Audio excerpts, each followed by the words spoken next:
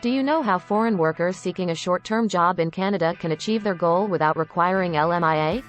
Well, in this episode we'll discuss 4 typical ways to work in Canada without LMIA in the area of Canadian interest. So to get all the information, pay attention and watch the video through to the end, please. And hit the like and subscribe, and don't forget to push the notification bell for the coming episode. So without any further delay, let's jump into the video. Some foreigners who seek for temporary employment in Canada may do so without first getting a Labour Market Impact Assessment (LMIA). The Canadian government needs an LMIA when a business wants to engage foreign workers because of a labour shortage. However, due to general economic, social and cultural policy considerations, Canada also permits some foreign nationals to work here without needing an LMIA. The International Mobility Program, which has 4 streams that will be discussed, as one method by which Canada permits this to happen. It falls under the Canadian interest category. Let's talk about Stream 1. Competitiveness and Public Policy. The Competitiveness and Public Policy stream's intended goal is to grant work permits to foreign nationals if they are carrying out tasks that necessitate restricted access to the Canadian labour market and are required from a public policy standpoint to try and maintain the competitiveness of Canada's academy, institution or economy. This stream includes the most well-known non-LMIA program in the whole work permit sector. The Post-Graduation Work Permit Scheme is the one in dispute. An open work permit for up to 3 years is given to international students who complete an eligible program in any Canadian designated learning institution under the PGWP program, which falls under the category of Canadian interests. This allows them to work for any Canadian employer of their choice even if they do not already have a job, often at the time of application. Although the duration of a permit may be up to 3 years under the scheme, the actual duration will depend on how long the applicant's educational program was when they finished. This program is notable since it is the one through which Canada and real issues the majority of its non-LMIA work permit. A program that grants open work permits to spouses and common law partners of full-time students and foreign nationals who have immigrated to Canada as skilled workers is also a component of the Competitiveness and Public Policy stream. Now Stream 2. Significant Benefit. The second option to work in Canada without an LMIA is to have your job recognized as having a substantial positive social or cultural impact on this nation. Work permits are issued to foreign employees under the stream with the plan to carry out tasks that assist Canadian citizens and permanent residents, either by staff publishing or maintaining advantages that are social, cultural or economic, or by opening up new opportunities for Canadians. The definition of significant advantages is generally based on professional recommendations from those who operate in the same industry as foreign nationals requesting a work visa.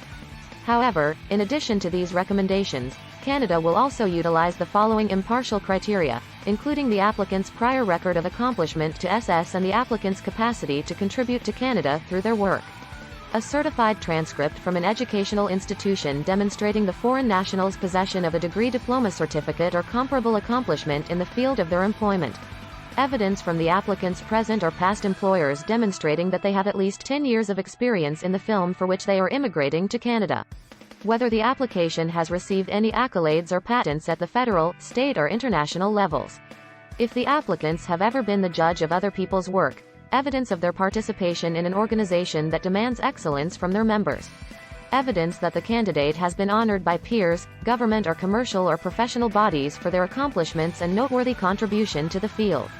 Any work that the candidate has published in scholarly or commercial journals is proof of their contributions to the subject. Whether the candidate has held a prominent position in a reputable organization. The project that is part of IMP's considerable benefit stream is described in more detail below. 1. Self-employed entrepreneurs. Individuals looking to launch or run a business in Canada. In this situation, the applicant must be a single or principal shareholder of the Canadian company and demonstrate that there would be a large benefit to Canada from the enterprise. 2. Intra-formed transfers.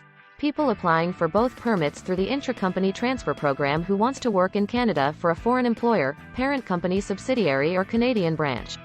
3. Entrepreneur PMP nominees. Anyone who could be nominated under the provincial nominee program and immigrate to Canada. Moving on to Stream 3. Reciprocal employment. As a result of comparable options being made available to Canadian working overseas, there is a third route for foreign people to work in Canada without an LMIA. In other words, the goal of the reciprocal employment stream is to grant work permits to foreign nationals who will be working in Canada in a way that will help establish or maintain relationships with other nations and as a result open up job opportunities for Canadian citizens or permanent residents in other nations. Under the stream, foreign nationals seeking employment in Canada may do so without obtaining an LMIA as a result of international agreements and programs for international exchange that benefit both foreign nationals seeking employment in Canada and Canadians who were born abroad and are employed in other nations. International agreements. As a result of the existence of international agreements like the Canada-United States-Mexico Agreement, which will replace the North American Free Trade Agreement. As of 2020, Canadians are given some reciprocal employment opportunities in a variety of foreign countries. As a result, the entry of foreign workers into Canada under the A records is seen as having a large positive impact on the nation, making the requirement unnecessary for qualified foreign individuals. International exchange programs, initiatives like International Experience Canada exists to provide Canadians a chance to prosper by living abroad. In situations like this, an LMIA is not necessary for foreign citizens to apply through the IMP from nations that preserve functioning ties with Canada. And the last stream is charitable and religious workers. Finally, under the charity and religious workers stream, Canada offers foreign employees work permits and the chance to do tasks of a religious or philanthropic nature without the need for an LMIA. Canada defines philanthropic and religious activities as the following. For this purpose, charitable work is an activity carried out intending to reduce poverty, increase education, or benefit the community in some other way. Here are some important points about how Canada abuses charitable work. In terms of being considered to be a really charitable character, organizations that have registered as charities with the Canada Revenue Agency, CRA, are recognized as having greater credibility. Charity volunteers do not require a work visa. Standard charitable employees are LMIA exempt but require a work visa. Keep in mind that the applicant's work should represent a particular religious aim, such as promoting a certain faith or offering religious education. That is all we have for today in this episode. What are your thoughts on this? Please let us know in the comments section below. Thanks for watching the entire episode. Hopefully, the information is useful to you. See you later in the next video. Until then, take care.